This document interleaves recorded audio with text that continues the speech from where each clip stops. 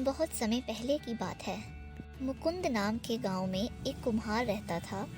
वह रोज मिट्टी के बर्तन बनाता और उन्हें शहर बेचने जाता था। जैसे तैसे उसका जीवन चल रहा था। रोज की तंगी से परेशान होकर एक दिन उसकी पत्नी ने उससे कहा, ये मिट्टी के बर्तन बनाना बंद करो और शहर जाओ, कोई अच्छी नौकरी करो जिससे हम थोड़ा धन कमा सकें। कुम्हार को भी अपनी पत्नी की बात सही लगी।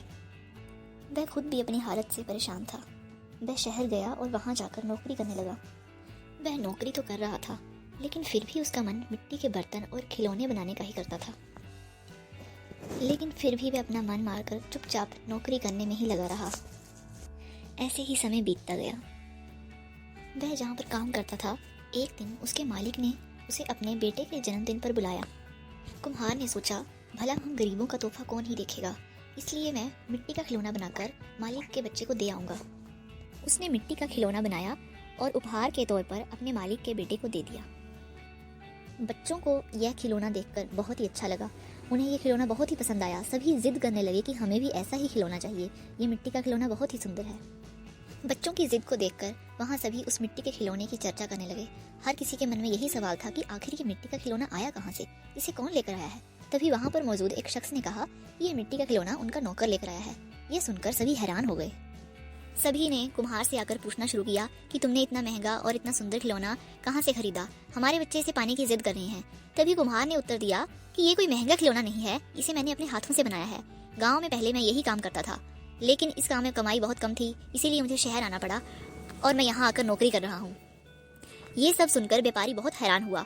उसने कहा कि क्या तुम यहाँ पर मौजूद सभी बच्चों के लिए खिलौने बना सकते हो? तभी कुम्हार ने कहा कि हाँ मालिक, ये तो मेरा काम है, मुझे मिट्टी के खिलौने बनाना बहुत ही पसंद है, मैं अभी बच्चों के लिए खिलौने बना देता हूँ। कुम्हार ने कुछ ही समय में रंग बिरंगे खिलौने बनाकर तैयार कर दिए। कुम्हार की कलाकारी देखकर उसका मालिक बहुत ही हैरान और खुश हुआ। उसने सोचा कि क्यों ना वह यही व्यापार कर ले।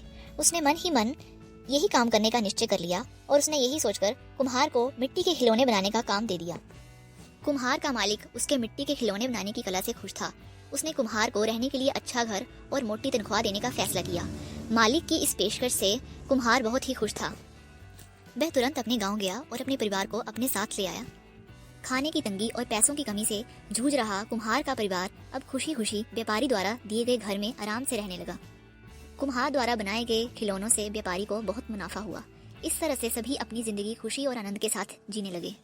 इस कहानी से हमें यह सीख मिलती है कि हुनर कभी भी इंसान का साथ नहीं छोड़ता। अगर कोई किसी काम में माहिर है तो उसका ये हुनर उसे मुश्किल परिस्थितियों से बाहर निकाल सकता है।